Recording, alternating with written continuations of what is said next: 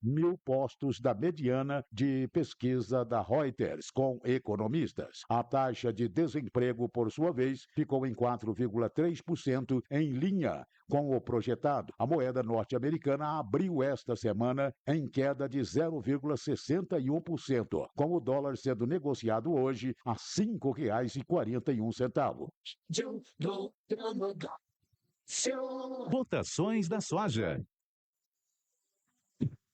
A soja tem semana de poucos negócios no Brasil e está acumulando perdas de 25 cents por bushel na Bolsa de Chicago. O produtor precisa estar atento às oportunidades de venda, principalmente para a safra nova, diante dos desafios que a temporada pode impor, viu? Além, é claro, da pressão vinda do início do plantio no Brasil. A jornalista Carla Mendes já está ouvindo o CEO da Fox Grãos, o Donavan Maia. O mercado teve uma semana bastante lateralizada, mercado sem fôlego, nitidamente, e claro que os impactos disso chegam aqui para o Brasil também.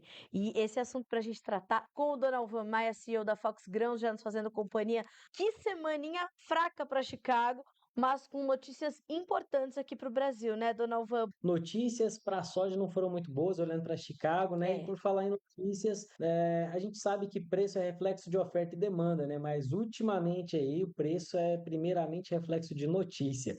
Então, a cada notícia que tem, os preços futuros refletem de uma forma mais forte. E nessa última semana aí nós tivemos aí um não alinhamento entre China e Estados Unidos, o que não dá sustentação para Chicago. E quando aí olha um pouquinho para oferta e demanda, a gente olha aí uma colheita dos Estados Unidos prestes a iniciar e as notícias são boas em relação à produtividade, né, até que se inicie. E aqui no Brasil, a perspectiva de o início de uma safra muito boa, com chuvas mais antecipadas, então Chicago não foi muito bem, não. Caiu aí 25 cents de segunda-feira até hoje. Isso aí representa, para a gente fazer uma conta mais rápida, cerca de R$ 3 por saco, quando a gente faz a conta no dólar de hoje, viu? Eu imagino que essa movimentação tenha, portanto, trazido um esfriamento do ritmo da nossa comercialização ou não, dona Alva? O produtor aqui conseguiu equilibrar essas baixas em Chicago, acumuladas então em 25 cents na semana, com o dólar, por exemplo. Mas a volatilidade também não ajudou muito. Como é que foi o impacto disso para a formação de preços e para a efetivação dos negócios aqui no nosso mercado? Cara, essa semana, para te falar a verdade, é uma semana bem parada aí em relação a negociações pelo seguinte motivo. Geralmente, o que a gente tem é dólar em alta, Chicago em queda, Chicago em alta, dólar em baixa. Então, isso aí é uma máxima que acontece na maioria das vezes, mas não é sempre. E aí, eles variam às vezes por motivos diferentes. E o dólar, a maioria dos economistas já está olhando com a forma meio baixista ou lateralizado para dólar, e a gente viu o dólar aí de lateral para um pouco para baixo, o que não ajudou. Então, o dólar não foi um fator componente. Por falar em formação de preço, que é, digamos assim, que é a nossa expertise aqui, eu acho que mais que análise, a gente pensa muito em estratégia. O que acontece? Na composição ali, Chicago e dólar, nunca foi tão premente, nunca foi tão necessário se olhar para essas variáveis de forma separada e fechá-las de forma separada. Vou dar um exemplo aqui. Nós tivemos dólar futuro há um mês e meio atrás, Carla, na casa dos 5,85. E hoje nós estamos falando de um dólar futuro de 5,40, 5,42, 5,43. Estava acontecendo hoje. Isso é uma diferença muito grande, 40 centavos no dólar é muita coisa e impacta muito no preço da soja. E, em contrapartida, a gente vê uma soja caindo em Chicago de 10 caindo 25 cents por bushel, tá? 10,60 agora, 10,85 no início da semana. 25 cents. Nesse dólar, como eu acabei de falar, né? Repetindo aí, nesse dólar na casa dos 5,40, 5,42, nós temos aí uma diminuição de R$ 3. Então, isso é formação de preço. Então, nunca foi tão necessário, cara, que o produtor rural consiga olhar isso de forma separada e fazer fechamento de forma separada. Eu sei que eu bato na mesma tecla aqui, mas isso é porque eu vejo que é o presente barra futuro. E uma discussão que a gente estava fazendo anteriormente é que as margens estão muito apertadas. E essas margens estando apertadas, cada ponto percentual importa no preço. E quando você mexe no preço, você mexe na sua rentabilidade. Então, o que aconteceu? Voltando para a sua pergunta original, não vou fugir dela. Essa semana, nós tivemos a semana muito parada em relação a negociações. Por quê? Os produtores estão olhando lá para o futuro e pensando: nossa, minha rentabilidade está muito baixa. Tá, quando eu tenho duas coisas para ele olhar. Ele geralmente olha preço de forma nominal, que está bom, se está ruim, claro, tendo uma base, mas ele olha muito preço. Olha, é 110, é 115, é 105, dependendo da praça, olhando para o ano que vem. Beleza. Outra coisa que ele olha é a relação de troca.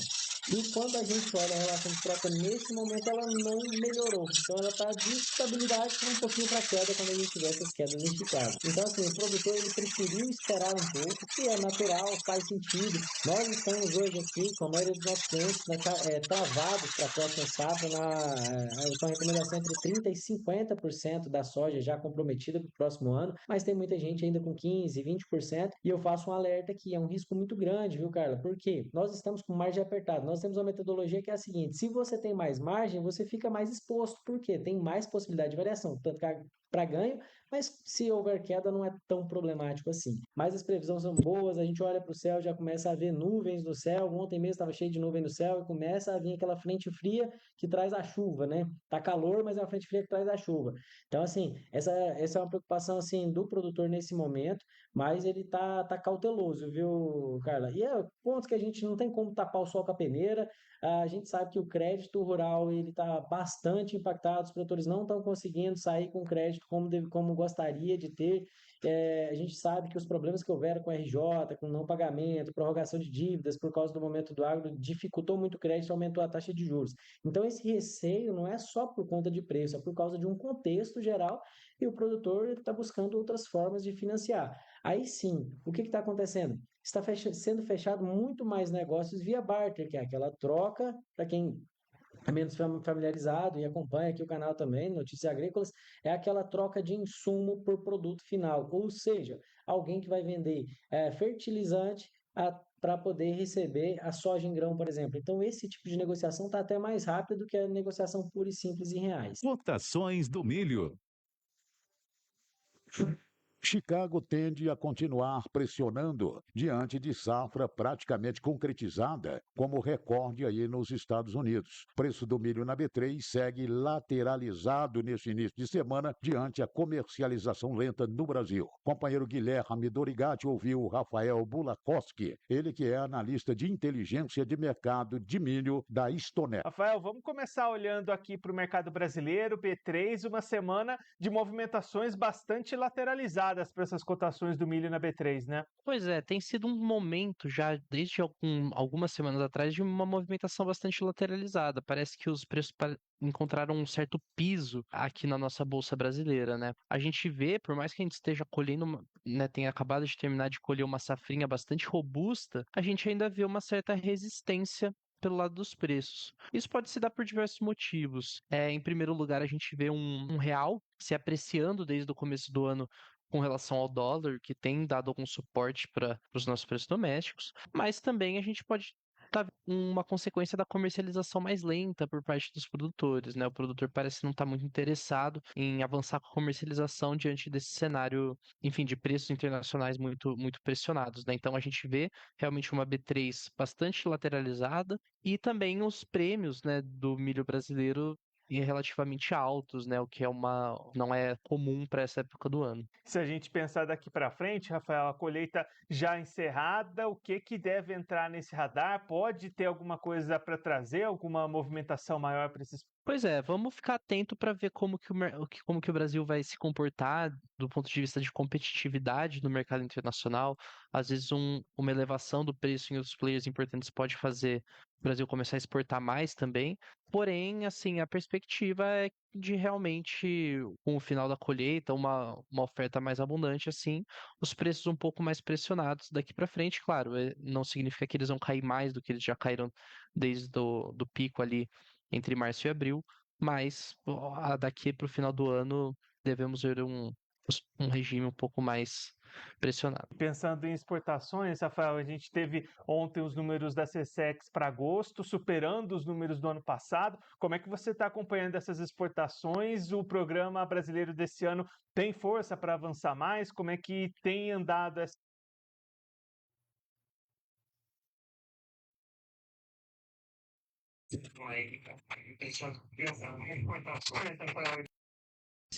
o mercado internacional. O que vai ser um ponto de atenção é justamente a competitividade do Brasil nesse mercado internacional. A gente vê o Brasil com preços um pouco maiores, né, em comparação a outros players, e a gente vê também os Estados Unidos, que já vende uma safra boa em 2024, colhendo mais uma safra, deve começar agora em setembro a colher mais uma safra muito boa em 2025, então a grande oferta dos Estados Unidos também deve tornar esse ambiente competitivo do mercado exportador muito difícil de navegar.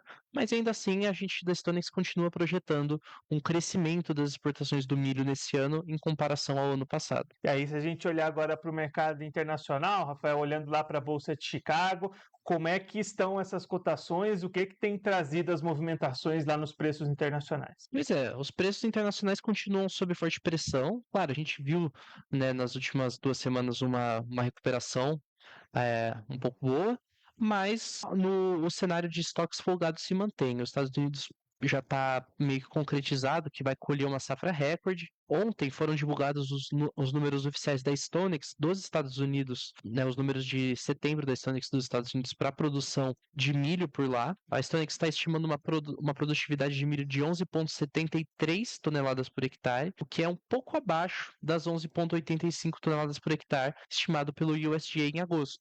Ainda assim, a safra de milho nos Estados Unidos vai ser recorde, né? Com essa produtividade projetada pela Stonex, os Estados Unidos deve colher uma safra de 400. Os Estados Unidos da produção de milho por lá vai ser Tem uma demanda forte lá também, né, Rafael? Trazendo essa sustentação que a gente até viu em alguns dias nessa semana. Pois é, a gente vê uma demanda muito forte pelo lado do mercado doméstico, em alguns segmentos, mas principalmente uma demanda muito forte do mercado exportador, né? Como eu comentei também quando a gente estava conversando do Programa Brasileiro de Exportações, a gente vê uns Estados Unidos muito competitivo no mercado exportador desde ao longo de todo o ano de 2025, né? Inclusive o USDA veio realizando revisões sucessivas, revisões positivas, né?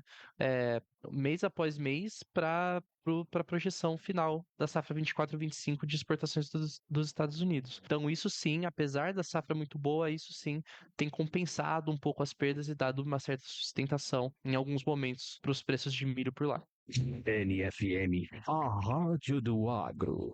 Nós vamos destacar hoje aqui aquela medida provisória editada aí e liberada pelo governo federal já no finalzinho da tarde da última sexta-feira. A liberação é de 12 bilhões para renegociação de dívidas rurais em condições especiais, né? Alcançando aí até 100 mil produtores afetados por secas e enchentes nos últimos 5 anos. Não é perdão das dívidas, né? É um crédito novo para pagar operações antigas. E é isso aí que despertou curiosidade e preocupação nos principais analistas deste país. E o Alexander Horta foi ouvir um deles. Prestem bem atenção, você que está nessas condições aí, de pegar esse dinheiro, viu? Preste atenção aí. Vamos lá, Alex. A gente vai analisar esse anúncio que o governo fez de 12 bilhões de reais para apoiar aí a renegociação de dívidas rurais. O Jânio Zeferino, Jânio, seja bem-vindo, meu caro. É um assunto quente, esses 12 bilhões, e, claro, queria o seu entendimento. Qual a sua primeira leitura desse anúncio e até que ponto esse recurso vai ajudar no saneamento do endividamento do agronegócio? Conta pra gente, Jânio. É um anúncio importante, não resta dúvida, né? É importante que o governo federal se movimente, enfrente alguma situação da crise que o agronegócio enfrenta. É um valor relevante, são 12 bilhões de reais. 12 bilhões é muito dinheiro em qualquer moeda. Porém, a gente tem alguns pontos que são relevantes, que precisam ser bem verificados pelos produtores. A medida provisória, ela foi assinada, porém, tem alguns pontos que a gente gostaria de ressaltar para que as pessoas avaliem bem que o seu município estará enquadrado. Primeiro, o município tem que ter declarado calamidade pública duas vezes nos últimos 5 anos. É bem diferente de um decreto de emergência, por exemplo. Durante o período da Covid, todos os municípios brasileiros fizeram um decreto de emergência. Mas calamidade pública, em função de produtos, assim, de eventos climáticos, seca, enchentes, tempestades, etc., não foram muitos municípios que fizeram esse decreto. Então, é preciso que a gente avalie, verifique em cada município se houve esse decreto de calamidade pública. Esse decreto foi reconhecido a nível de estado e depois a nível federal. Esse é o primeiro ponto que fará uma divisão de áreas aí entre os produtores que serão beneficiados. Depois, nós temos as questões dos limites. São até R$ 250 mil para o pessoal do Pronaf, até 1,5 milhão para o Pronamp e até 3 milhões para os demais produtores. As taxas de juros também são ótimas.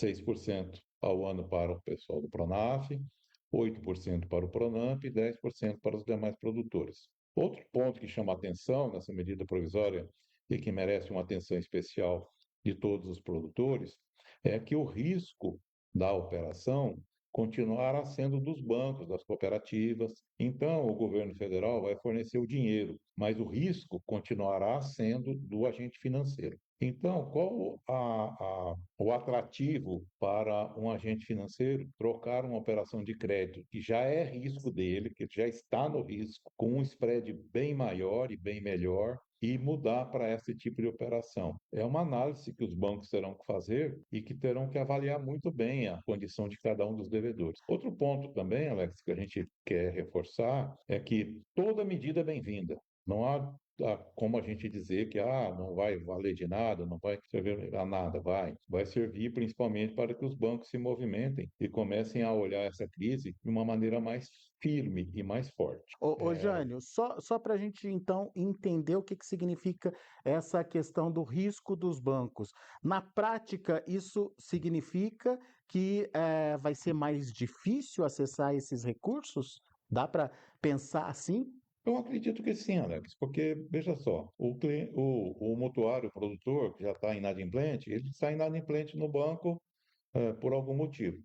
Para que o banco faça essa operação, assuma o risco perante o BNDES e troque essa posição, eu acredito que o banco vai exigir garantias novas garantias, novas situações. E esse é um dos problemas que os produtores enfrentam. A maioria deles não tem garantias livres. E também outro ponto que eu considero relevante, assim, veja só, será que para um produtor do Pronaf, que tem lá investimentos a 2,5%, 2%, Pronaf mais alimentos, é vantajoso para ele refazer essa prorrogação por 10 anos, um ano de carência, mas sair de um juro de 2,5% e passar para 6%? Para o pessoal do Pronamp e os demais produtores é atrativo, porque a taxa de juros que eles têm é muito maior do que essa, né? E outro também fator importante é que 12 bilhões de reais. Se a gente for dividir pelo teto de produtores, serão 48 mil produtores do Pronamp, ou são 48 mil do Pronaf, cerca de 10 mil, 8 mil a 10 mil do Pronamp e 4 mil de produtores e demais produtores. Então, é claro que não há como a gente também desqualificar a iniciativa é boa, mas a gente tem que avaliar bem o que vai vir na medida provisória e se ela será uma medida determinante ou ela será autorizativa, porque sendo autorizativa, fica aberto para os bancos aderirem ou não. E isso vai deixar assim à vontade de cada agente financeiro adotar ou não essa linha de crédito em função das suas estratégias e das suas políticas de crédito. No entanto, a gente precisa entender até que ponto esses recursos vão de fato estar disponíveis e até que ponto os bancos estariam disponíveis aí para fazer esse tipo de financiamento ou para fazer esse tipo de renegociação, até porque o risco é do banco, como o próprio Jânio explicou. Meu caro, mais algum alerta importante aí para o produtor nesse momento? O alerta importante é que ele avalie a medida provisória que será divulgada. Nós temos que aguardar também o que o Congresso Nacional fará dentro dos próximos dias, quando a medida provisória chegar no Congresso, se haverá expansão, não haverá mudanças, quais as mudanças que ocorrerão, mas em princípio o que vale hoje é o que foi anunciado pelo presidente da República e os ministros, né? Carlos Favaro e Paulo Teixeira. Então vamos aguardar, vamos na expectativa. Claro que a gente torce para que dê tudo certo, nós estamos sempre do lado do produtor, queremos que o produtor sobreviva, queremos que ele plante bem, e porque a gente sabe que essa safra 25-26 será uma safra muito desafiadora para todos nós. As principais informações sobre o agronegócio, o resumo da semana, as cotações e tudo mais que você precisa saber. Tudo.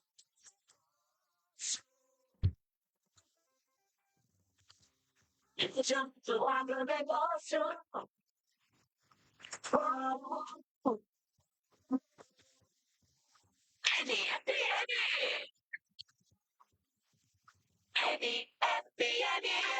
Planejando mudar de casa, trocar de carro ou comprar uma moto para acelerar o dia a dia?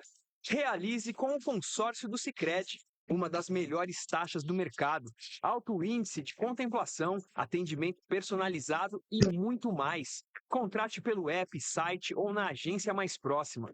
O consórcio é o melhor caminho até suas conquistas. Sicredi é ter com quem contar. Consulte as condições. Do agronegócio.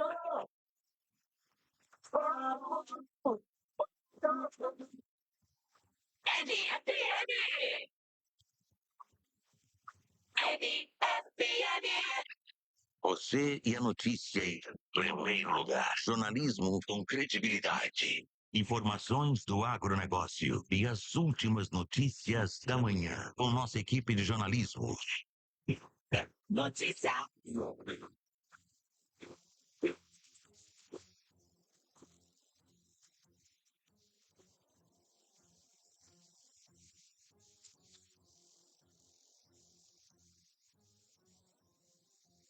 Segunda-feira, 8 de setembro, está começando o N Notícias com Fernando Acessian, Paulo Barbosa e Cid Pinheiro, com análise das principais informações do dia.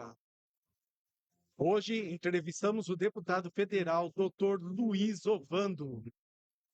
E no editorial, Paulo Barbosa analisa a guerra de narrativas do 7 de setembro.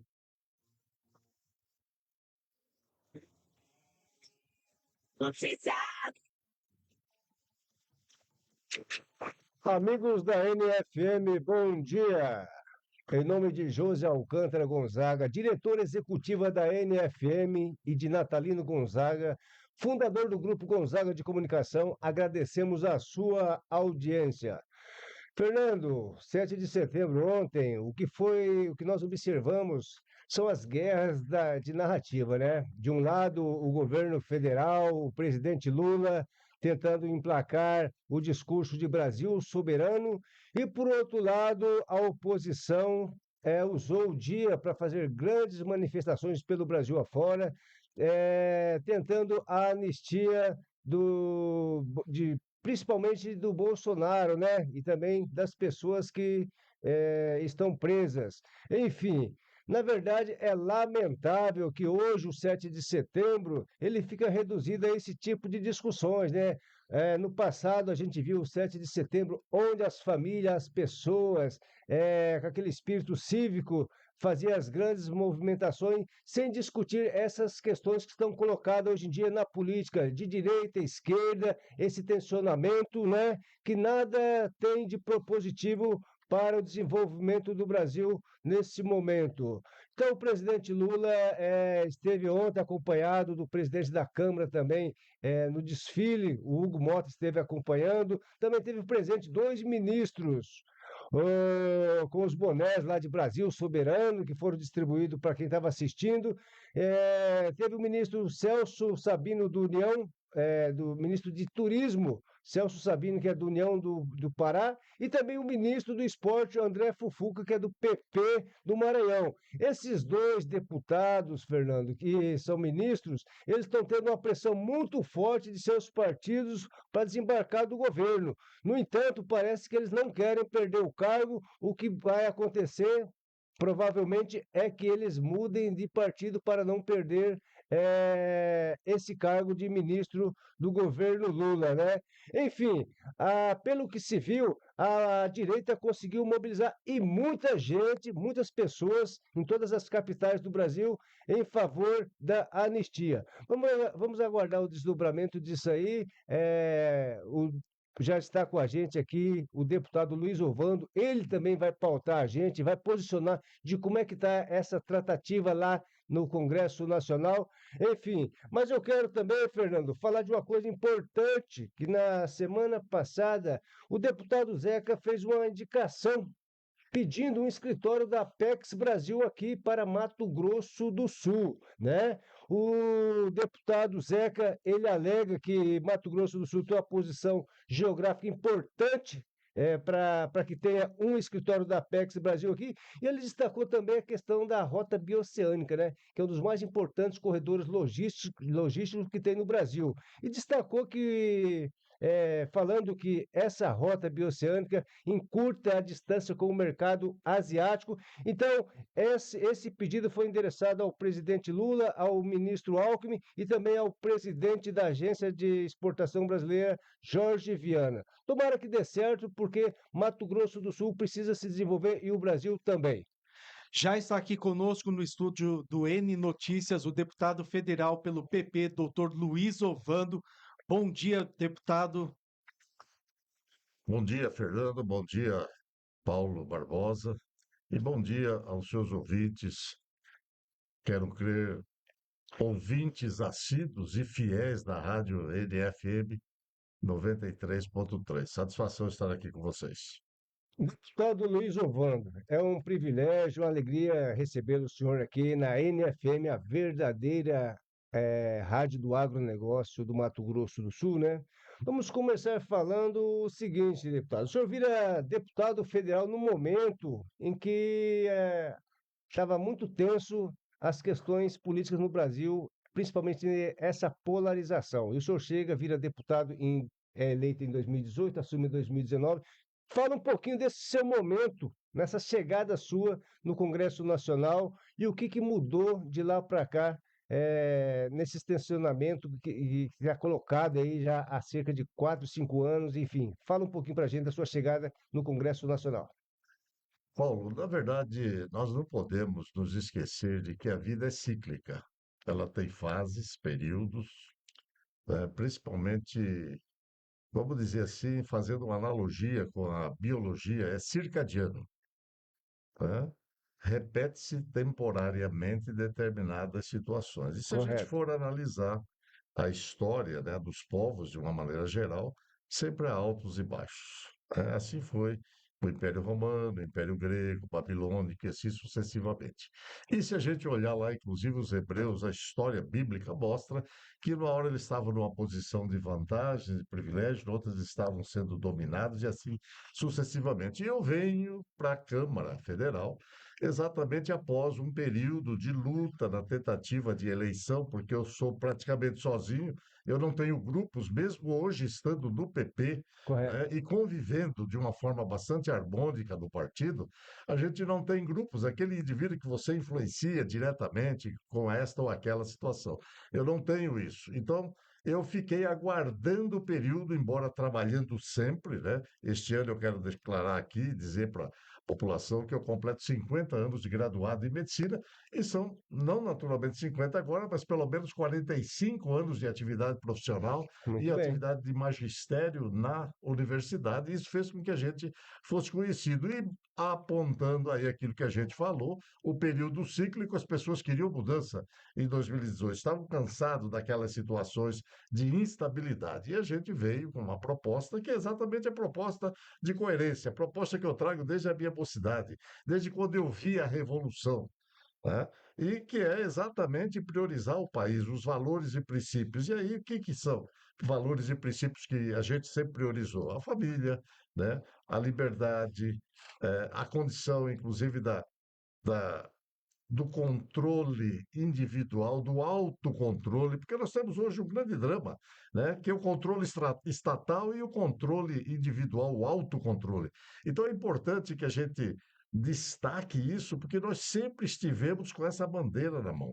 E hoje não é diferente. E na época, quem que apontava para esse lado? Era Bolsonaro, que trazia uma proposição de resgate, inclusive, desses valores que estavam sendo deixados depois de um período aí de praticamente 4 mandatos do PT, né? Então, hoje, nós estamos numa fase que volta àquela situação, porque o pessoal não quis, achou que Bolsonaro era impróprio para o governo, Correto. e aí tem os seus questionamentos, e claro que a gente tem que realmente debater numa outra oportunidade, ou mesmo agora, né? Mas essa é a minha trajetória e nós continuamos empunhando a bandeira das oportunidades e da liberdade. Deputado, o senhor veio de um partido de esquerda e hoje é um dos principais agentes da direita, um dos principais representantes da direita no Estado. Como foi essa transição? Fernando, o pessoal diz sempre, eu sempre repito a história, a gente quando é jovem, a gente quer a justiça, não que você fique velho e abomine a justiça. A justiça é o elemento mais importante. Isso John Locke já disse, Adam Smith já tinha declarado. Então nós precisamos do quê? De equilíbrio, tá? Então, na época, eu não era tão jovem, mas eu fui convidado para militar num partido chamado PPS, Partido Oriundo do Comunismo. Mas era um partido que tinha uma proposição, inclusive, de resgate dessas coisas que estavam sendo negligenciadas. Exatamente o que aconteceu foi o fato do desgaste. Quem que estava no poder na época? O MDB, né? E PSDB. Então houve um desgaste natural, que a gente sabe isso acontece. Então aí as pessoas dizem assim, não, mas você foi comunista. Não, eu não fui comunista, eu nunca fui comunista.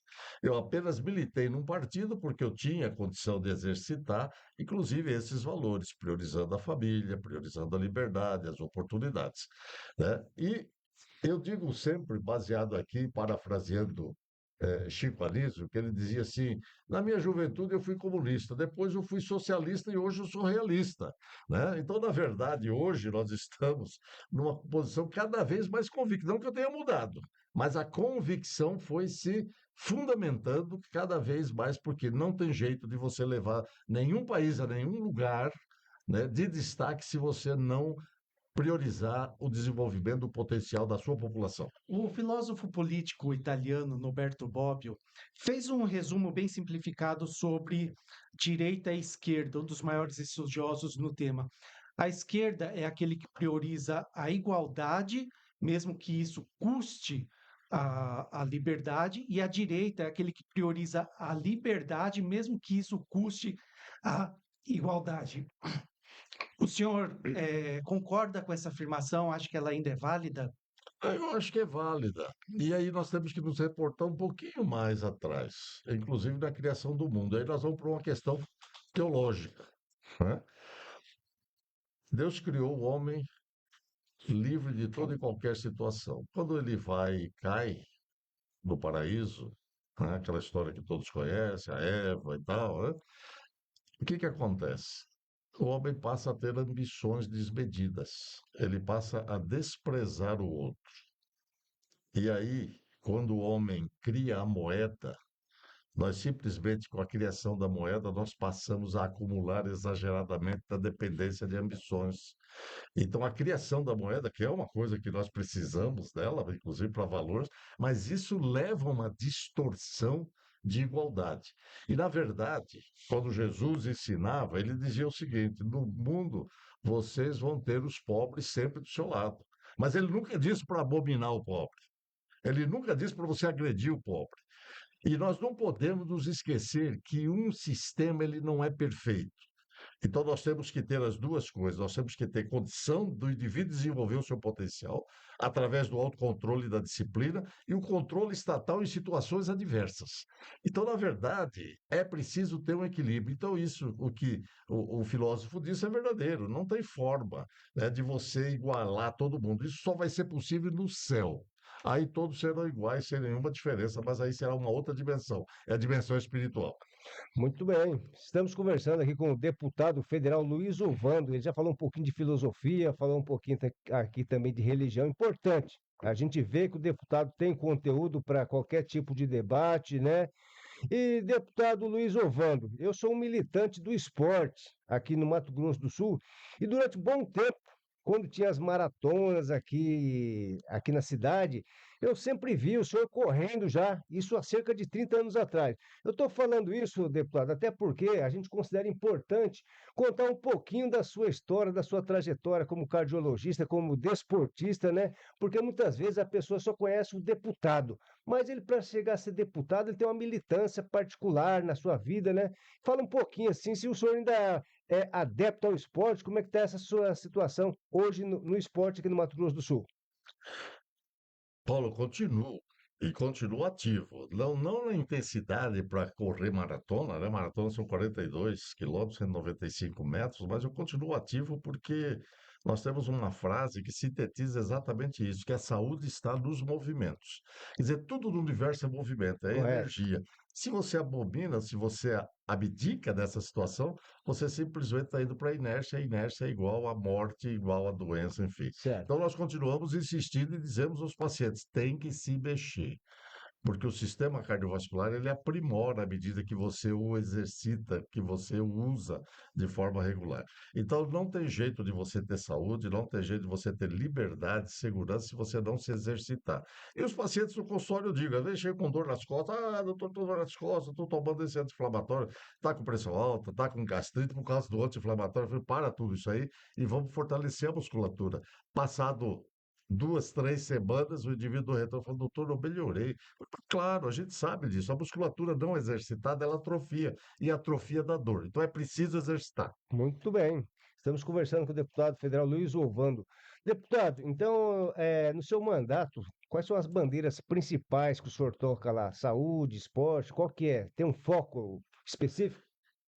Paulo, a gente tem trabalhado bastante em relação à questão da saúde, porque hoje nós vemos que a saúde, o modelo está ultrapassado, né, o que está colocado aí. Por quê? Eu digo isso ultrapassado porque foi-se migrando para uma situação tecnológica excessiva, né? Tudo é preciso de equilíbrio, Certo. né? Então você veja que no universo nós temos o quê? Nós temos o equilíbrio. Força centrífuga, centrípeta, quando você ganha energia, você perde do outro lado, quer dizer, você mantém o equilíbrio. E a saúde, o que que aconteceu? A saúde, principalmente o SUS, né, é fantástico. O SUS, eu digo que é um programa é amplo, mas que infelizmente ele não contempla tudo, principalmente porque a atenção primária, atenção básica está sendo negligenciada. E a gente tem trabalhado na Comissão de Saúde bastante ênfase no resgate do clínico, porque nós precisamos voltar à relação médico-paciente.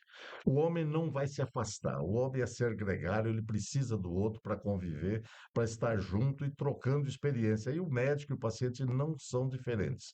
Então é importante que a gente entenda isso e a gente tem trabalhado, mas o modelo hoje precisa ser refeito. Resgate da relação médico-paciente e usar os equipamentos apenas para as situações extremas. Porque 80% das coisas são simples, 20% são complicadas e que aí você precisa de uma sofisticação maior, tanto através do especialista, como também através dos equipamentos. Muito bem. O senhor chegou na Câmara Federal em 2019, num momento muito difícil para o Brasil, principalmente no que tange aquela pandemia de Covid. E aqui no estado a gente tinha o senhor como deputado e médico, né? Nós tínhamos o Mandetta, ministro da Saúde também do governo Bolsonaro, e tínhamos também o deputado federal afastado, licenciado Geraldo Rezende, né?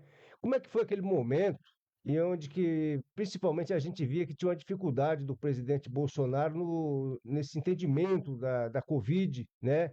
Fazia um contraponto, às vezes até contra a vacina, e eu sei que o senhor tinha um posicionamento muito firme defendendo essa questão da ciência, da vacina. Como é que foi aquele momento, esse tipo de conversa lá com os seus pares, principalmente ligado ao bolsonarismo? Paulo, essa é uma conversa longa. Eu não quero, na verdade, atrapalhar o programa, mas eu quero esclarecer, Sim. né? Veja que quando aparece o vírus o, da Covid-19, né? O SARS-CoV chamado, sabia-se que determinadas drogas inibiam a entrada do vírus na célula. E que quando isso acontecesse, a célula, na mudança do pH, pela medicação, fazia um ambiente hostil à proliferação do vírus. Porque o vírus precisa da célula para se reproduzir. E o que aconteceu? Buscou-se, e aqui eu quero alertar, porque muitos não sabem a história, Certo. e não conhecendo a história, falam narrativas de interesses outros. E nós não podemos negar que existia um grande interesse de laboratórios que estavam fabricando essa vacina. Se você for ver a história das vacinas, né, tem vacina que está há 100 anos sendo estudada e que ainda não está disponibilizada. Ao passo que a média do tempo é em torno de 10, 12 anos, em termos de concepção da vacina e também do uso e do teste, assim, aquelas várias fases da pesquisa. E essa vacina que foi colocada, do RNA, era uma vacina que não tinha sido testada, na verdade não era vacina, é um experimento que estava se tentando. A vacina clássica, que foi a vacina chinesa, eu tomei essa vacina, inclusive, porque eu já tinha tido e eu queria ver. Certo. Eu fiz uma experiência comigo. Então, o que aconteceu? O pessoal negava o uso da hidroxicloroquina e o uso da ivermectina, que já tinha sido provado que eram eficazes. Só que não tinha tido nenhum trabalho, até porque não tinha tido nenhuma epidemia com esses vírus, né? E estava se pesquisando, inclusive lá em Jataí, a cidade lá de Santa Catarina, que se estudou 200... Jataí mesmo. Jataí. Não, Jataí é Goiás. É Goiás. Eu... Me fugiu. Onde que tem o rio ali, né? Isso. Né? Estudou-se 269 mil pessoas e a redução foi significativa de eventos e complicações, mostrando estatisticamente que a droga era eficaz e era uma droga relativamente barata, mas o pessoal combatia porque havia uma mobilização das big techs, né, inclusive da imprensa, né, comprando a opinião para que fosse dito e execrado essas drogas, dizendo que elas não funcionavam. É mentira. A outra coisa dizia o seguinte, olha, hidroxicloroquina mata do coração. Mentira. É uma droga que, inclusive, você for ver nas pesquisas, elas são usadas até para melhorar o desempenho de revascularização miocárdica quando isso acontece. Então, na verdade, houve uma distorção. E os colegas médicos menos informados, infelizmente, eu tenho que dizer isso, porque não leram, não foram, não tinham base técnica científica, venderam a ideia das big techs. E aí criou-se na população uma insegurança. Então ficou de um lado Bolsonaro, que era até certo ponto impetuoso, sem conhecer tecnicamente também, falava coisa que às vezes não devia, né? Mas e que acabou complicando, inclusive, o uso das drogas, que a gente podia ter evitado mortes de muitas pessoas se usasse. Eu usei em muitos pacientes. E dos que eu perdi, usei em mais de 120 pacientes. E os que eu perdi foram porque foram negligentes, não quiseram usar, e foram apenas 2, que ficaram protelando o uso da droga, porque a maioria que foi usado recuperou, inclusive eu, tratei com hidroxicloroquina e não tive, dentro de 2 dias eu tinha melhorado. Agora, é aquele tratamento precoce, é a fase inicial, depois que o processo se instala e que se dissemina no organismo, causando inclusive reação inflamatória, você acaba não controlando mais e aí já não adianta mais a droga. Então, eram aqueles 5 dias clássicos que a gente dizia e chamava atenção, mas que a Big Tech, o consórcio e tal, acabou deturpando o propósito da coisa. E não se conhecia a história da hidroxicloroquina e falaram bobagem. Muito bem, a gente não podia deixar de pegar o seu depoimento aqui, deputado, até pelo conhecimento que o senhor tem, e é importante estar esclarecendo isso para as pessoas que ficam com aquelas narrativas, como foi colocado aqui pelo senhor, né? Então, a gente tinha que conversar esse assunto até para esclarecer também Sem dúvida. esses pontos que ficam de dúvida na cabeça da população, do eleitor, enfim. E o senhor, como representante do povo, é importante que o senhor expresse o seu posicionamento. Eu vi também essa semana, deputado, semana passada, na verdade, o senhor com um posicionamento muito interessante, muito conceituado, muito embasado, né, sobre essa questão do que está acontecendo em Brasília, principalmente desse julgamento. Eu vi que o senhor fez umas falas muito fortes e tem o seu posicionamento, principalmente, tem alguns questionamentos ao STF, né, principalmente pela figura ali do Alexandre de Moraes, o ministro. Eu gostaria que o senhor contextualizasse para a gente esse seu posicionamento de momento. Paulo, eu tenho dito, e o Bolsonaro está sendo acusado. Eu não estou defendendo o Bolsonaro, eu quero deixar bem claro isso. Bolsonaro é um cidadão, foi presidente, tem um papel fundamental na história, que ele trouxe a população para uma prática política mais ativa e resgatou o patriotismo desse país. Queiram aceitar ou não, né, o pessoal diz, camisa amarela não é patriotismo, mas as pessoas passaram a buscar. O importante é isso. Então, o Bolsonaro tem esse papel decisivo. Mas o que está acontecendo é que o Bolsonaro está sendo, hoje, né, vítima de perseguição política. Nós não podemos negar isso, né? Porque todas as acusações elas não se sustentam. E o procedimento jurídico não tem base, do ponto de vista ético, moral até, para dar continuidade. Então, deveria existir uma série de situações, principalmente acompanhamento da OAB, e não tem, né? Confirmação, concretização das acusações, não há. Enfim, e o que nós estamos vendo, né? Acusa-se o ex-presidente Jair Bolsonaro de golpe. Isso aí é da cabeça deles, porque o grande golpe que aconteceu foi com a liberação do presidente atual, em que tudo havia sido julgado e comprovado, e eles simplesmente fundamentaram a justificativa da liberação, né, no fundamento da incompatibilidade regional. Você não poderia ter sido julgado em Curitiba. Você deveria ter sido julgado em Brasília ou em São Paulo. Portanto, tá. E na época, o advogado, né, percruiu, isso aí é um termo jurídico que fala, ou seja, ele passou o prazo dele solicitar. Ele não solicitou, né? Ele deixou passar e depois isso daí foi usado pelo próprio STF, que já havia concordado com a sentença. Então, na verdade, se houve golpe, esse foi o golpe. Certo. Né? Depois de um processo já fundamentado e tal. E aí veio a fase segunda da Lava Jato, que eles simplesmente liberam todos os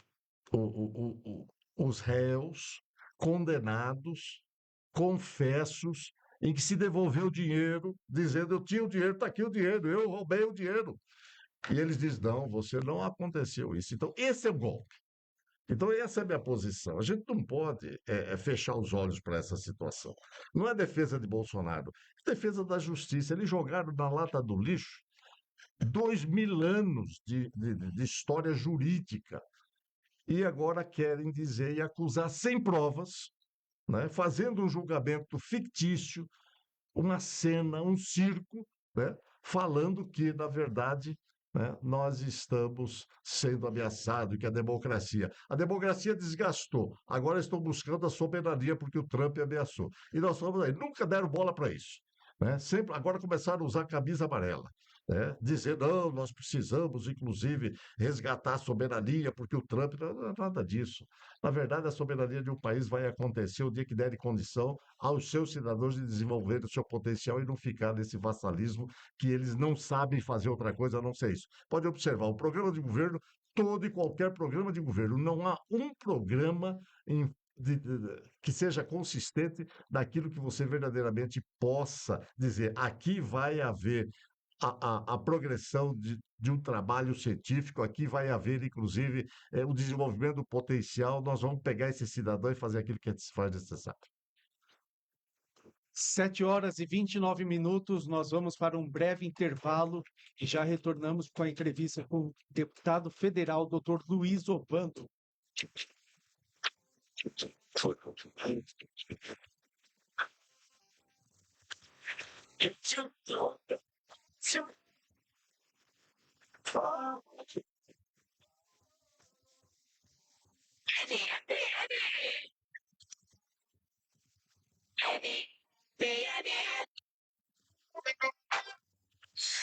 Adiantou agronegócio.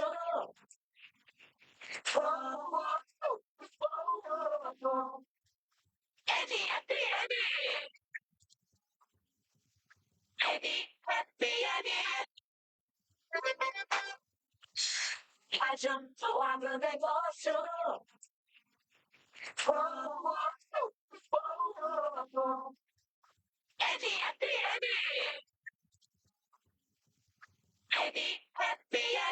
Agora, em Dois Irmãos do Buriti, Coeso, Agropecuária e Eletrificação Rural, que você encontra sal branco, suplemento mineral, rações, milhos, medicamentos veterinários e modificador completo. Disponíveis para pessoas com deficiência.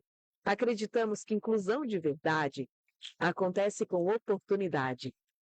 Realize esse sonho e venha ser mais que energia com a gente. Planejando mudar de casa, trocar de carro ou comprar uma moto para acelerar o dia a dia? Realize com o consórcio do Sicredi, uma das melhores taxas do mercado.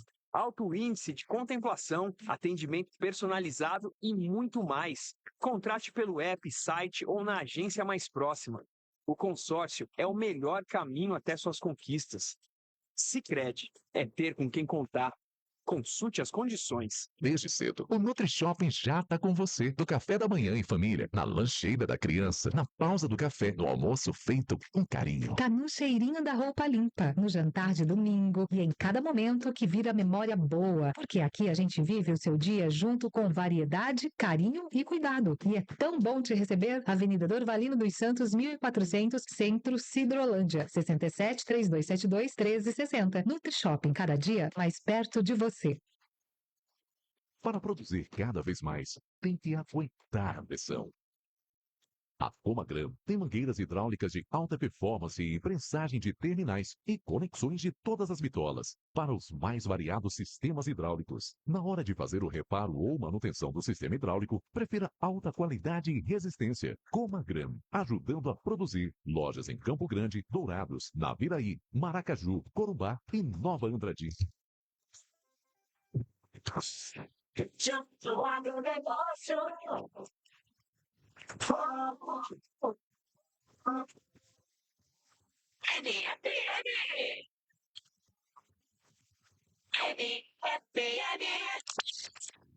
Esta é a 93.3. NFM.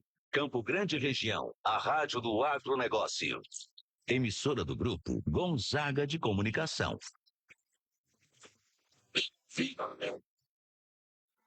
NFM, a rádio do agro. Você muito bem informado. Notícias. Você muito bem informado. Notícias.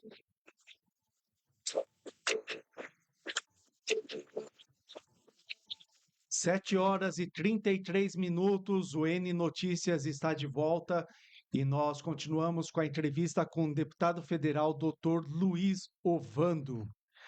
Deputado, o senhor que é um representante da direita até um pouco moderada e já transitou por alguns setores da política. Se você pudesse convencer uma pessoa com argumentos por que a direita seria o melhor caminho hoje, o que você diria? Fernando, eu digo que, primeiramente, conceituando essa informação que você colocou, quer dizer, o verdadeiro líder é aquele que modula, né, a impetuosidade dos seus liderados. Como? Mostrando que é preciso buscar o equilíbrio. O equilíbrio não leva muito a progresso, mas você não pode viver só de desequilíbrio. Nós precisamos, o corpo humano ele tem um equilíbrio, é a saúde. Mas de vez em quando você precisa desequilibrar. Não é que você precisa desequilibrar, por exemplo, a atividade física. Você simplesmente sai daquele equilíbrio fisiológico para você melhorar. Então, na verdade, a sociedade também é assim. Agora, nós não podemos viver nessa situação de tensão constante, que como está acontecendo hoje. Então, é preciso retomar aquilo que se faz necessário. Primeiro, um projeto de nação. Você me perguntou, é preciso ter um projeto de nação. O que eu quero com o meu país? Meu país é uma região geográfica, é um reino, entende? Em que eu tenho um comandante, eu tenho a Constituição, eu tenho os representantes, e eu preciso dar continuidade ao desenvolvimento do potencial. E para isso, eu, como representante, o governador, o presidente, o prefeito, né? O líder local, ele precisa prover e dar condições para que aquele determinado segmento populacional, na sua característica, possa aproveitar as suas potencialidades e desenvolver aprimorando. É isso que precisa ser feito. Então, você me disse, o que você faria? Eu faria isso, né? Eu daria, né, um alerta às pessoas, projeto de nação e desenvolver o seu maior patrimônio, o povo. Desconsiderando essas tensões, essa polarização, mas quais seriam os projetos da direita que o senhor acredita que seriam ideais para o país? O que a direita, o liberalismo pode trazer de bom? Por exemplo, nós não podemos esquecer as ambições individuais, né? As pessoas têm que ser estimuladas a canalizar as suas ambições. O que é? Primeiro, investir na educação. Nós acabamos de aprovar agora o PNE, né, o Programa Nacional de Educação, que venceu em 2024, foi extenso até 2025, e agora vai até 2034. Então, o que precisa ser colocado nisso, né? A educação técnica. Você ir para a escola para aprender verdadeiramente aquilo que você vai usar numa sociedade cada vez mais complexa, não doutrinamento, que infelizmente tem acontecido, né? Em relação, por exemplo, à família, nós temos aí a questão da Lei Maria da Penha. E quanto mais se aperta, quanto mais se complementa a Lei Maria da Penha, maior é a violência contra a mulher. Nós temos que parar e questionar, nós precisamos resgatar valores em relação à família. Para que serve a família? Nós temos que começar a questionar isso. Então, essa é uma forma de você educar. Por exemplo, infraestrutura desse país, o investimento desse país está abaixo daquilo que se espera há muito tempo em termos de produto interno bruto, né? Quando o Brasil foi, inclusive, democratizado, vamos dizer assim, lá em 1985, na verdade, quando o Tancredo foi eleito, né, que o Figueiredo passa, inclusive, para o José Sarney, porque o Tancredo faleceu, né? O investimento era em torno de 22, 23% do produto interno bruto. Hoje nós não temos investimento do produto interno bruto na infraestrutura do país em torno de 5%. Nós precisamos sair desse assistencialismo e esse déficit que está acontecendo é exatamente isso. É preciso estar atento para isso. Então nós precisamos educar o povo adequadamente, nós precisamos resgatar a infraestrutura desse país, nós precisamos melhorar, inclusive, o desempenho científico dessa nação, para que a gente possa continuar avançando. E, claro, a família precisa ser. Quem que cuida de família? É o aspecto religioso. São as religiões que cuidam da família. Nós precisamos ter, inclusive, fundamentos muito mais claros, consistentes, dizer assim, por que você quer casar? Você já perguntou para o Jó por que ele quer casar? É claro, eu quero casar porque eu gostei, a menina me atraiu, estou apaixonado por ela, tudo bem, mas além disso, daqui 6 meses você está desencantado. Tem muitos casamentos que não passam de 3 meses. Verdade. E daí? Daqui 3 meses você está desencantado. O que você vai manter? Você vai simplesmente abandonar e pegar outra? Nós não estamos questionando isso, Fernando. Então é preciso a gente debater, dar exemplo. os altos e baixos em qualquer iniciativa acontecem. Se é no negócio, na religião, no casamento, né? Nas perspectivas, tudo oscila. Então, nós precisamos ter segurança, persistência. E a educação é o mais importante. Deixar de lado doutrinamento. Isso aí eu estou falando para você, porque nós estamos sofrendo isso, inclusive, na medicina. Nós estamos tendo escolas médicas aos montes, mas não resolve o problema da saúde. Então, eu diria essas coisas. Muito bem. Deputado Luiz Ovando, ano que vem, ano eleitoral, ano de eleições gerais no Brasil e aqui também no Mato Grosso do Sul.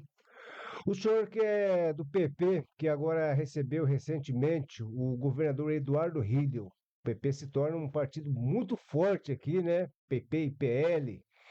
O senhor vai para a reeleição ou o senhor almeja outro cargo ali dentro do PP que possa estar disputando no ano que vem? Fala para nós um pouquinho isso aí, até porque é um partido que tem Tereza Cristina, o governador, tem a prefeita de Campo Grande, e o senhor que vislumbra para a sua carreira, principalmente para o ano que vem? Paulo Barbosa, essa é uma pergunta tentadora. Veja, inicialmente o governador Riedel vem enriquecer o quadro partidário, né, do Progressistas. O governador Riedel, sem dúvida, é uma pessoa extremamente competente, preparada em vários aspectos. A sua experiência política, vamos dizer assim, de comando, é a primeira, né?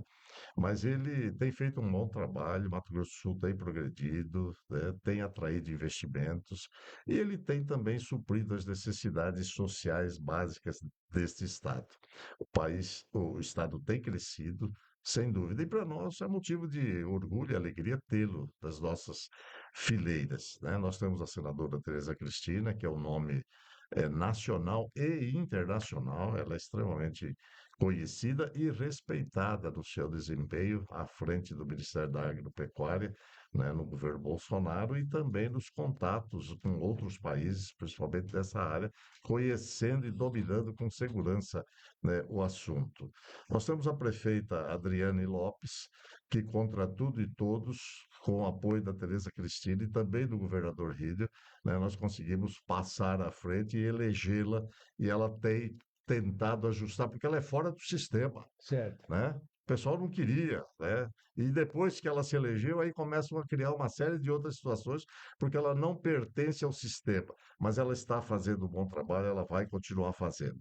Tem 2 deputados estaduais, um é presidente da Assembleia Legislativa, que é o Gerson Claro, é o Lonas Machado, né?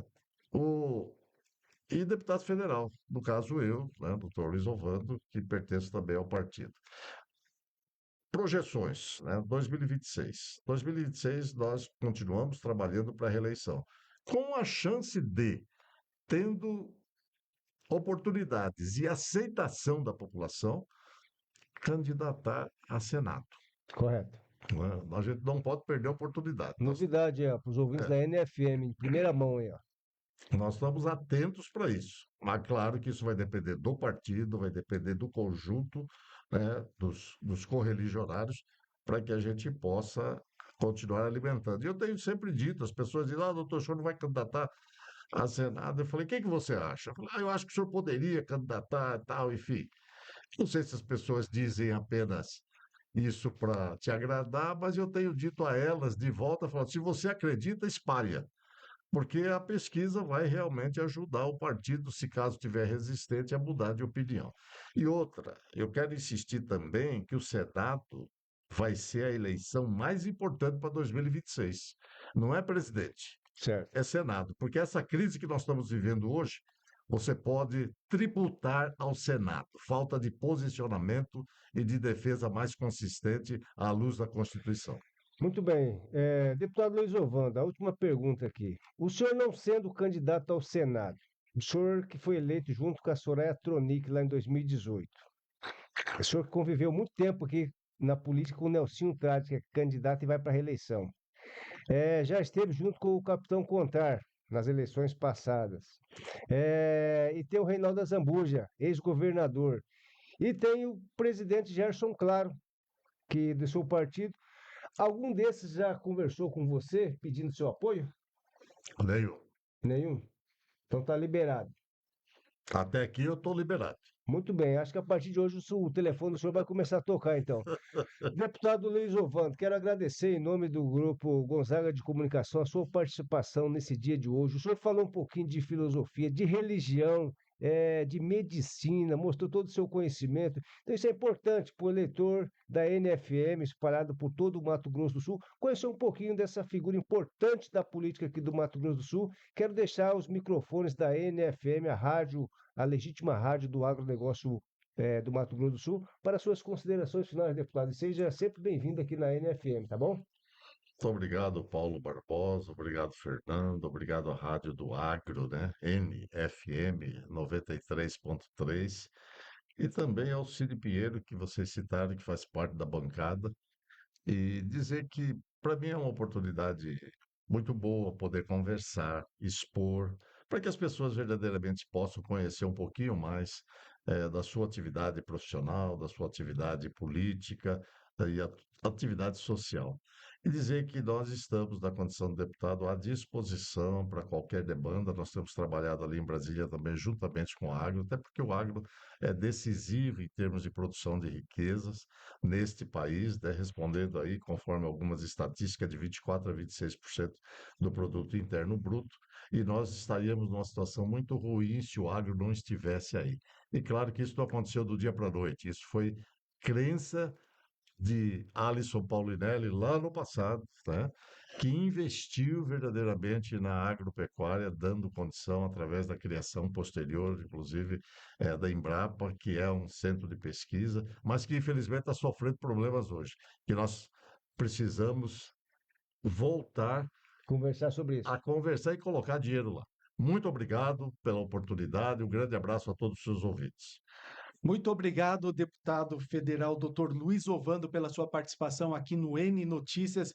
Quem está nos assistindo pelo Facebook, mandando um abraço: Maurício Nogueira, Joel Moreira, Natália Jossani, Fabiola Fraga, Wellington Pisano e Eliane Moreira. Um grande abraço para todos os ouvintes. São 7 horas e 47 minutos. Vamos com a participação de Cid Pinheiro.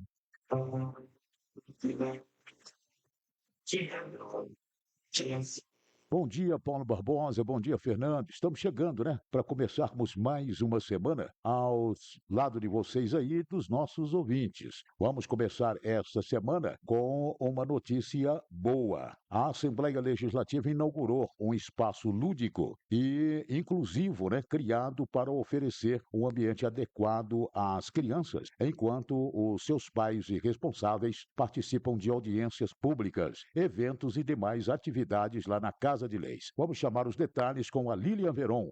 A Assembleia Legislativa inaugurou um espaço lúdico e inclusivo, criado para oferecer um ambiente adequado às crianças enquanto seus pais e responsáveis participam de audiências públicas, eventos e demais atividades na Casa de Leis. O presidente da Alemes ressaltou que a iniciativa representa a humanização dos espaços públicos. A Assembleia, mais uma vez, dando passos no sentido de humanização, de bom atendimento. Além disso, a integração da família, a possibilidade de alguém vir, trazer a criança, visitar um gabinete enquanto o seu filho e sua filha fica aqui nesse espaço. Estou muito feliz, agradecer a todos os deputados, a mesa diretora, o deputado Paulo, através da secretaria, o pessoal da arquitetura, o pessoal que trabalhou para que esse espaço estivesse pronto e disponível para atender a população. O primeiro secretário, o deputado Paulo Correia, do PSDB, enfatizou a importância de acolher as famílias. A mesa diretora resolveu fazer esse espaço lúdico. É importante a gente poder estar recebendo o pai, a mãe, o avô, a avó com o neto. E aí hoje nós recebemos aqui, e nós tivemos a participação da arquitetura, da Secretaria de Infraestrutura, que é subordinada à nossa primeira secretaria lá, fazendo esse projeto e executando a obra. O espaço, coordenado pela Escola do Legislativo, senador Rames Tebet, dispõe de brinquedos e estruturas adaptadas, pensadas especialmente para atender crianças com deficiência, reafirmando o compromisso da instituição com a acessibilidade e a inclusão. Lilian Veron, direto da Assembleia Legislativa para a NFM. Notícias do Legislativo. E a outra notícia é o presidente da Assembleia Legislativa de Mato Grosso do Sul, o deputado Gerson Claro, do PP, e o primeiro secretário da Casa, o deputado Paulo Correia, do PSDB, vistoriaram as obras e anunciaram a liberação parcial do estacionamento da Assembleia, previsto aí para ser concluído no final do ano, lá pelo mês de dezembro. A jornalista Regiane Ribeiro acompanhou a visita ao novo estacionamento e ouviu os deputados. O presidente da Alemes, deputado Gerson Claro, e o primeiro secretário da Casa de Leis, deputado Paulo Correa, vistoriaram as obras do novo estacionamento da Alemes. Durante a visita, anunciaram que as vagas do estacionamento vertical no piso inferior deverão ser liberadas em breve. Segundo Paulo Correa, a medida vai trazer mais comodidade para os colaboradores da Casa de Leis. Nós tivemos alguns probleminhas, que é normal, final de obra. Temos um acesso que a gente ainda vai ter que construir um aterro, mas provisoriamente, a partir do dia 8, nós vamos ter 140 novas vagas já liberadas, estão demarcadas, vamos fazer a limpeza para a gente poder estar entregando e, na sequência, a gente vai entregando à medida em que eles vão entregando a obra para a gente. Aqui é para a gente ter 600 vagas.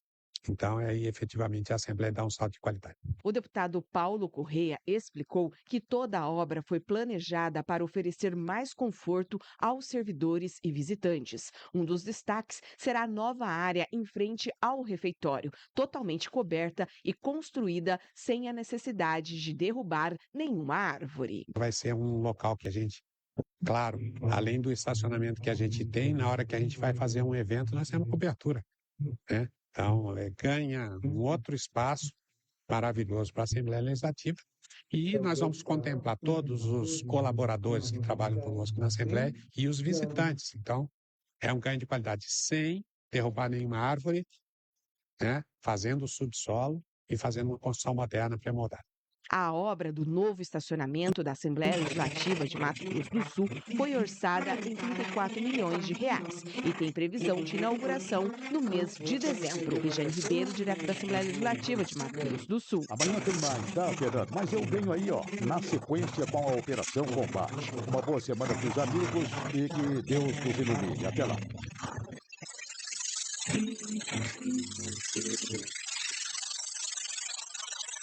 Muito obrigado, Cid Pinheiro, pela sua participação. São 7 horas e 52 minutos e uma pesquisa de avaliação dos senadores feita pela RAND mostra como está o desempenho dos 3 senadores aqui do estado. Paulo, de acordo com a pesquisa, Nelsinho Trade está liderando a melhor avaliação com 35%, seguido de Tereza Cristina com 26% e lá com apenas 16% Soraya Tronic. Como que você avalia essa pesquisa, esse progresso? Ô Fernando, o Nelson Trade é uma figura muito conhecida da população do nosso Rio Sul, né? Foi prefeito da capital por 2 mandatos, foi deputado, vereador, né?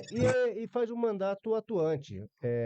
Quando você conversa com os prefeitos aqui do Mato Grosso do Sul, todos falam da importância do mandato do senador Nelsinho Trade, né? Enfim, então, com certeza absoluta, vem forte para tentar recuperar a vaga, ser reeleito no ano que vem, né? E, por outro lado, você falou, a Tereza está em segundo, né? Isso, a Tereza hoje é uma figura respeitada em todo o Brasil, uma figura internacional, e não tem como, né? A Tereza não está bem pontuada também. Enfim, a eleição para o Senado vai ser uma eleição das mais difíceis, até porque a política do Brasil hoje, todo mundo avalia que é preciso ter força no Senado, porque eles consideram que muitas coisas que estão acontecendo, principalmente na Justiça, no STF, é por conta que tem um Senado fraco hoje, né? Inoperante, podemos dizer assim. Então, todos os partidos vão concentrar principalmente na eleição dos senadores na eleição do ano que vem. Paulo, aqui com a Soraya em terceiro lugar, a menor avaliação entre os 3, acredito que possa até ser considerado o peso dos outros dois, né? Nelsinho Trade, com todo o histórico, prefeito, vários trabalhos feitos na política, e Tereza Cristina, uma grande liderança de direita aqui no estado e a nível nacional também. Já a Soraya Tronic, para você, aquele fato dela ter se candidatado à presidência e desafiado o Bolsonaro, que até então era a sua base, né, os bolsonaristas, você acredita que isso impactou na avaliação dela? Ô, Fernando, na verdade, a Soraya ela não vem de família tradicional da política, isso é um ponto, né? Ela apareceu e surpreendeu, e a Soraya é uma figura que trabalha muito, né? Ela é uma formiguinha. Então, a gente não sabe, não está acompanhando de perto, como que ela está montando o seu time para a sua reeleição. De repente, a Soraya pode surpreender novamente, pode renovar a sua vaga, a sua reeleição, a sua eleição para o Senado no ano que vem. Enfim, é uma eleição totalmente indefinida. Nós estamos falando só dos senadores, né, por enquanto. Aí depois tem contar que pode vir surpreender. Você pega o Gerson Claro, presidente da Assembleia Legislativa do Mato Grosso do Sul, que é uma pessoa de um trato fácil, de uma articulação muito forte, principalmente junto aos deputados. Você acabou de ver aqui o Luiz Ovando falando que pode ser candidato, mas primeiramente ele tem que ter esse convencimento do partido, do PP, que tem Gerson Claro, para que ele tenha o apoio de forma integral do seu partido, para que ele possa fazer uma disputa com condição de ser eleito senador. Enfim, acho que faltou algum aí, Fernando, e tem o deputado Vander, né, que corre pelo lado da esquerda, do centro-esquerda. Enfim, pulverizando assim, Fernando, todo mundo tem condição de garantir a vaga, né? Eu acredito que o candidato que tiver acima de 300 mil votos já passa a ser um candidato competitivo, e tem o Reinaldo Azambuja, né? Que para todos é ex-governador do estado, com apoio do Rider, com apoio da Tereza Cristina, vem muito forte e é o favorito para essa vaga. Mas na política nós já vimos que ao longo do tempo, nem sempre o favorito garante a vaga, né? Sim, o que a gente percebe é a falta de um representante da esquerda aqui no Senado atual e vai ter dificuldade, né? O cenário vai impor dificuldades para quem quer que seja, mesmo que seja o único representante da esquerda. Na verdade, o último representante da esquerda, que era filiado a um partido de esquerda, mas que muitos falavam que ele não era de esquerda, foi o senador Delcídio do Amaral, né? Que foi senador por 2 mandatos aqui no estado e que está organizando o PRD para as disputas do ano que vem. E por enquanto nós não sabemos se Delcídio vem para governador, se vem para Senado, para deputado federal. Enfim, vamos estar acompanhando e anunciando aqui na NFM qual que será o cargo do ex-senador Delcídio nas próximas eleições. Donald Trump causando polêmicas mais uma vez, e dessa vez ele diz que está muito decepcionado com o Brasil. Na verdade, Fernando, ele tem que perguntar se os brasileiros estão satisfeitos com ele também, né? Após esse tarifaço. Ele tá insatisfeito com o Brasil?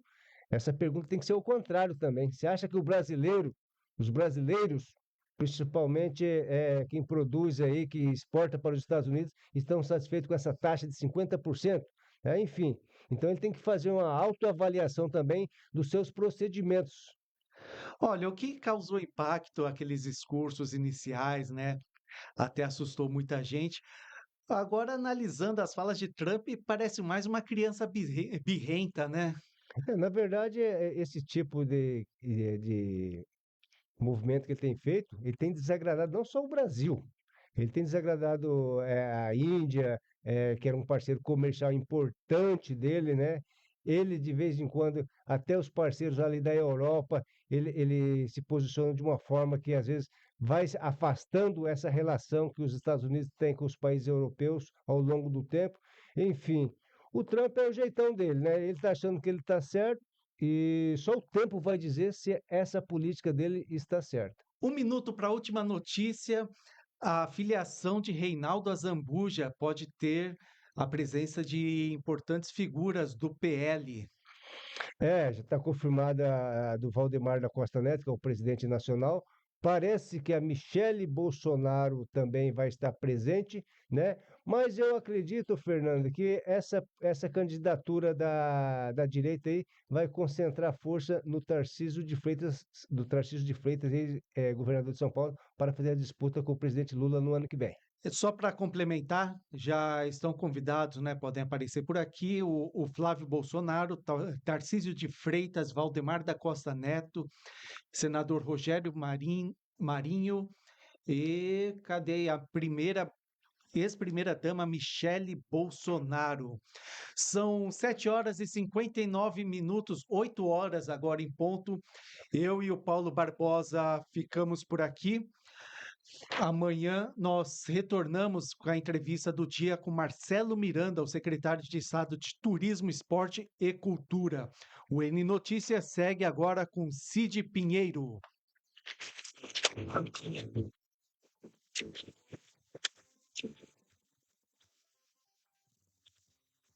Jump do agronegócio.